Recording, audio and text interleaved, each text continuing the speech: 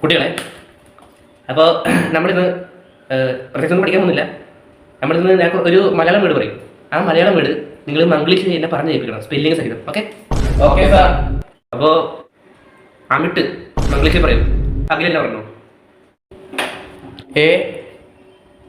AMITTU. Very good. സാറേ അവൻ പറഞ്ഞൊരു തെറ്റുണ്ട് കേട്ടോ. എന്ത് തെറ്റി? അവൻ പറഞ്ഞു കഴിഞ്ഞിട്ട് ഒരു 2 സെക്കൻഡ് കഴിഞ്ഞിട്ടാണ് MITTU പറഞ്ഞത്. അപ്പോൾ അത് ആ മിട്ടൂന്ന് വായിക്കും. എൻ്റെ വാലിക്കുന്നത് സാറിൻ്റെ വാല് വലുതൊക്കെയല്ലോ സാർ.